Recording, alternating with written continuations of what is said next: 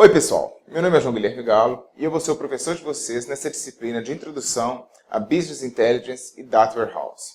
Primeira coisa, quando a gente começa a falar de um novo conceito, de um novo tema, é muito importante a gente entender do que a gente está falando. Business Intelligence é um termo muito amplo, é o que a gente chama de termo guarda-chuva. Por quê? Porque ele se refere a competências, processos, aplicativos, tecnologias e práticas que vão ser utilizadas como parte do processo de suporte à tomada de decisão baseada em evidências nas empresas. Então, esse é o nosso primeiro ponto a trabalhar. As decisões deixam de ser tomadas baseadas simplesmente na percepção individual, naquela análise que cada um faz e que não consegue replicar, e passam a ser tomadas baseadas nos dados, em toda aquela informação que o cenário da corporação nos permite tomar. A gente pode definir Business Intelligence como um conjunto de abordagens para reunir, armazenar, analisar e prover acesso aos dados, que vão ajudar esses usuários a tomarem as decisões da maneira mais eficiente e baseada em fatos, e não mais nas percepções individuais. Então, quando a gente leva em consideração aqui esse diagrama, a gente vê que a inteligência de negócios, a Business Intelligence, vai estar ligada à coleta de dados, ao armazenamento desses dados, à análise e, muito importante, a prover acesso a esses dados. É muito importante que a gente tenha em mente que só faz sentido um trabalho de BI se a gente oferece para o usuário final o acesso aos dados. Muitas vezes, em iniciativas de tecnologia, o setor de TI guarda todas as informações para ele. É uma tendência antiga, é um hábito antigo e que vem até de uma certa noção de ter o poder em suas mãos. Quando a gente fala de inteligência de negócios, a gente fala do empoderamento do usuário e não mais das equipes de TI, dos donos dos dados. Falando um pouquinho então da primeira etapa aqui, que é a coleta dos dados. A coleta vai dar acesso então aos dados que vão ser utilizados para informar esses tomadores de decisão. Então nós vamos ter que acessar as bases de dados que a empresa tem para poder oferecer esses dados da maneira mais eficiente para os usuários. Normalmente a gente vai ter a parte automatizada desses dados, que eles vão ser coletados através dos próprios sistemas que geram os dados, e podem vir, então, de sistemas transacionais, que são sistemas de análise de produção, de acompanhamento de produção, os pontos de venda, os websites, log de servidores. Então, todos esses sistemas que servem de monitoramento e acompanhamento do sistema produtivo da empresa, seja ele uma indústria, seja um e-commerce, seja um supermercado, a gente vai ter uma série de sistemas que vão servir para controle de estoque, para realizar a venda, emissão de nota fiscal, etc. Então, todos esses sistemas podem oferecer dados que vão ser utilizados, então, posteriormente, pela equipe de negócios para tomar as decisões. Muito importante, apenas dados relevantes devem ser coletados e, principalmente, coletados da maneira correta. Quando a gente tem um dado que foi coletado de maneira incorreta, a gente invalida todo esse processo. Você só consegue tomar decisão baseada em dados se esses dados realmente forem representativos. Imagine que se você tomar essa decisão baseada em um dado falso, tudo isso que você está fazendo, toda essa nova lógica, todo esse novo paradigma para a tomada de decisão vai por terra, porque você não está usando informações verdadeiras. E sem informações verdadeiras, de nada vale isso que a gente está fazendo. Segundo ponto, então, o armazenamento dos dados. Os dados devem ser armazenados de maneira apropriada para garantir, então, que eles possam ser acessados e analisados de maneira eficiente. A gente deve buscar uma estrutura lógica que seja a mais adequada à armazenagem desses dados. Mais na frente no curso, a gente vai ver uma questão de análise dimensional, como que os diagramas para acesso a esses dados, os cubos OLAP. No momento, o importante é a gente ter em mente os fundamentos. E o fundamento disso tudo que a gente vai ver lá na frente é que esses dados precisam ter serem armazenados com uma estrutura lógica adequada ao projeto de BI. O armazenamento de bases multidimensionais, né, vão permitir o mesmo dado estar em diferentes categorias. Esse é um paradigma que a gente vai ter que quebrar.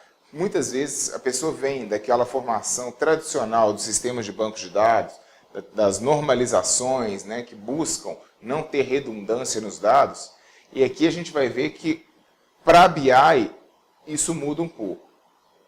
Muito porque a lógica desse sistema é diferente, a natureza desse sistema é diferente e a forma como esse sistema é alimentado é diferente.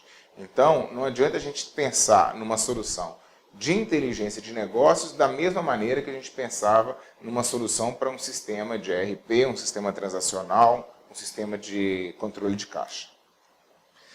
Principalmente, baseia-se em requisitos de uso dos usuários finais. Todo o sistema, todos os dados que vão ser armazenados, tudo que a gente fizer dentro de um sistema de inteligência de negócios vai ter foco no usuário final. Ele é quem sabe quais os dados vão ser importantes, quais os dados que ele vai utilizar para tomar a decisão, e só ele consegue, então, gerar a demanda para a equipe que for implantar a solução de BI do que precisa ser armazenado e principalmente da granularidade, né? Ou quão específico, quão refinado precisam ser os dados armazenados. A análise dos dados. Inspecionar, transformar, modelar esses dados que foram coletados para que eles então sirvam de base para os insights que vão ser oferecidos à equipe de tomada de decisão. Nós vamos ver que a parte de transformação desses dados é crucial nesse processo. E muitas vezes a gente vai fazer transformações não só de juntar os dados ou de fazer uma seleção dos dados, né, ou de fazer um resumo dos dados, sumarizar esses dados. Muitas vezes a gente vai ter que fazer até mesmo uma tradução dos dados.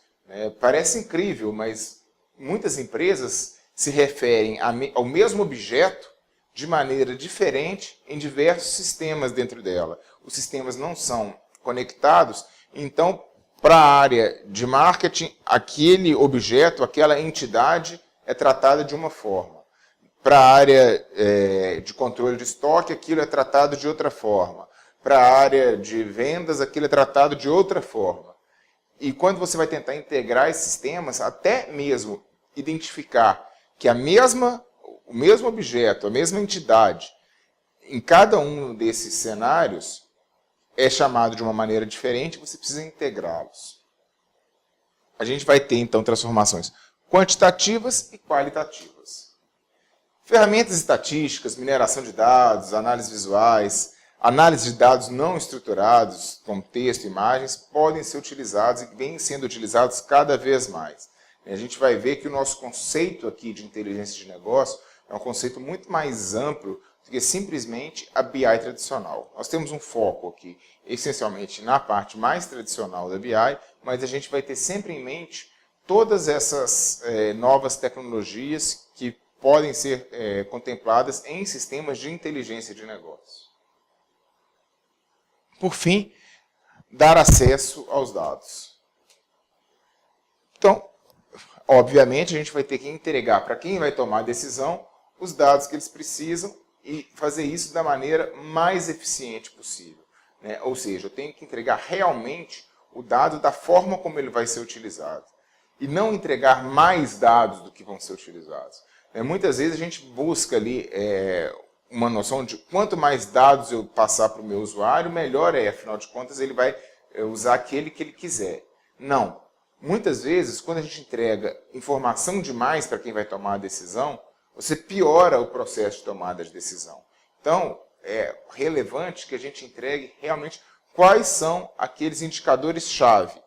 No que ele vai basear a decisão dele e como que eu posso mostrar todos esses indicadores da maneira mais adequada. Vai ser um gráfico, vai ser um relógio, vai ser um mostrador, um mapa ou um número, isso vai depender de cada caso. Mas o objetivo é oferecer esse acesso da maneira mais eficiente para quem vai ter que fazer a análise.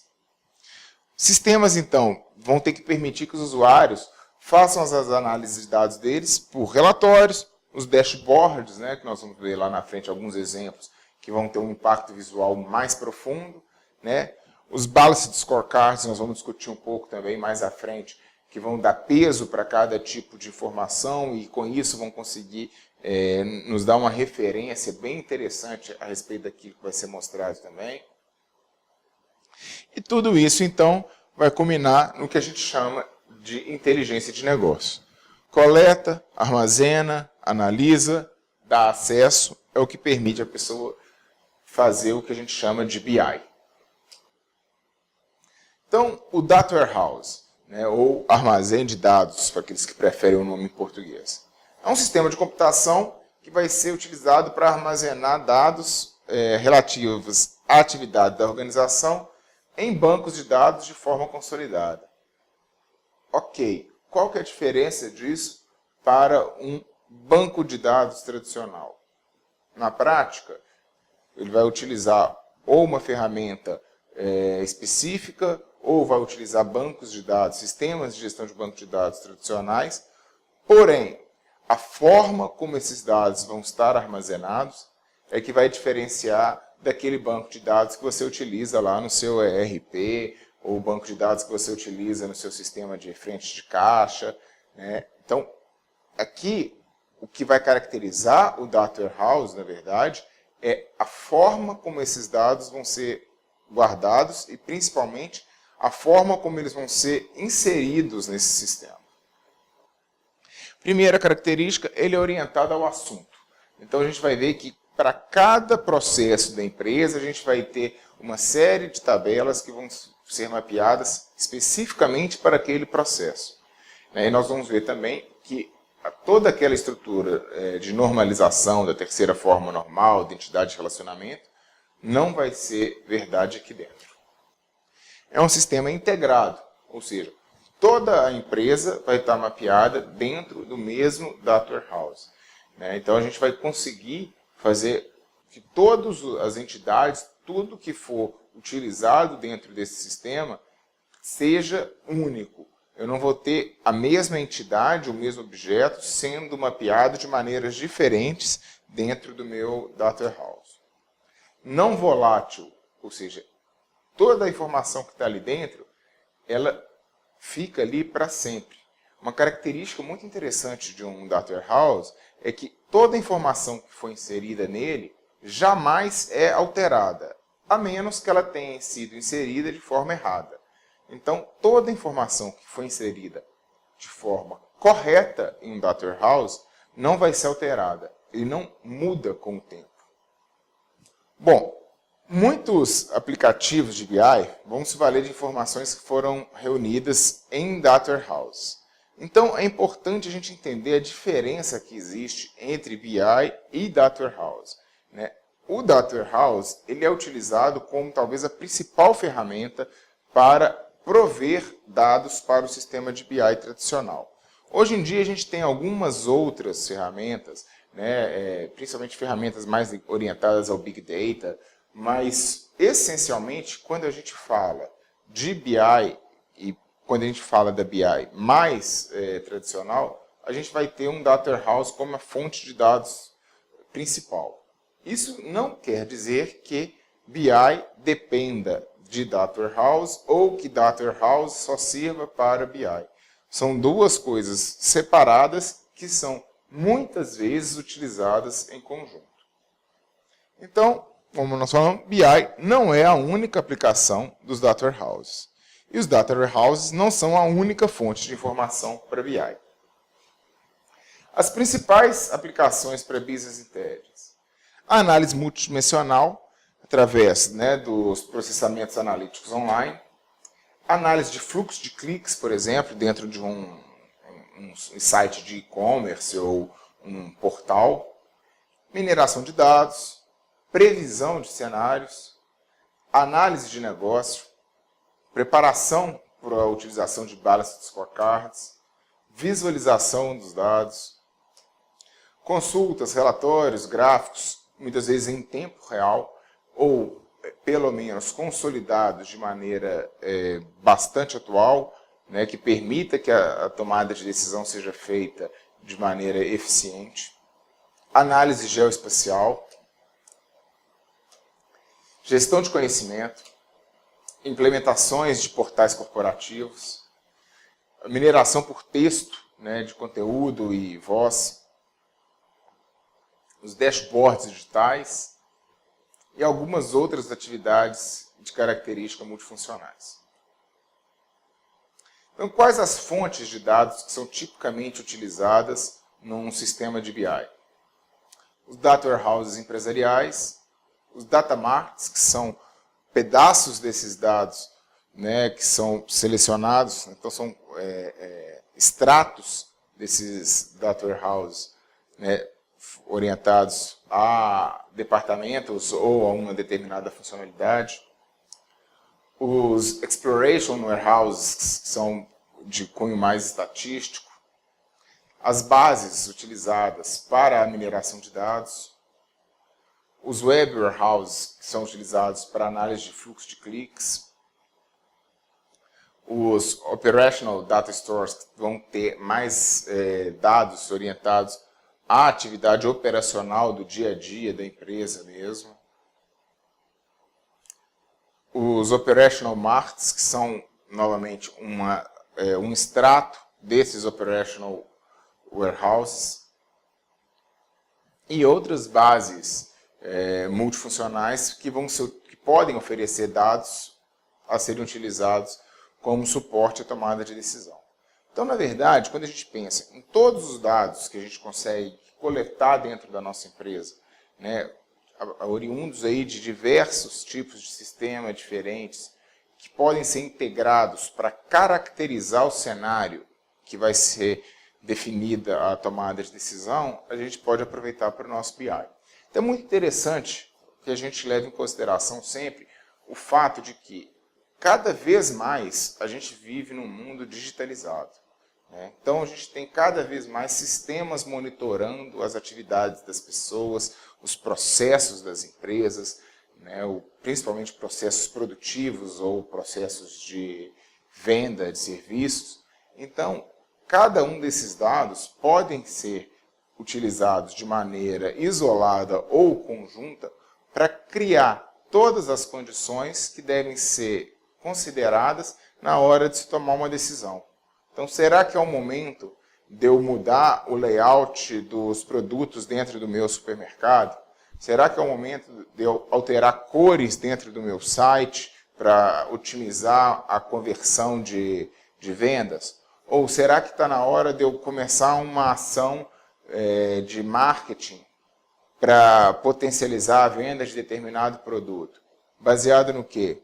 Baseado no crescimento da venda de outro produto, baseado em condições circunstanciais que eu consigo monitorar também, eventualmente a média das temperaturas ou o aumento de procura por determinado tipo de produto que eu sei que eu posso fazer uma venda casada. Né? Então, qual tipo de combo, por exemplo, a oferecer para clientes? Será que um cliente específico meu pode se interessar por um produto, por exemplo, no caso de uma operadora de TV, se eu posso oferecer um pacote de canais mais completo para aquele cliente, ele tem um perfil que vai aceitar, que vai perceber valor naquilo. Então, tudo isso, esse entendimento do cenário, pode potencializar a ação da sua empresa. E com isso você consegue ter resultados muito mais eficientes, operacionalmente falando. Quando a gente fala de uma empresa, quando a gente fala de um sistema de inteligência de negócios, a gente tem que ter sempre o foco no retorno que a gente vai trazer para a nossa empresa.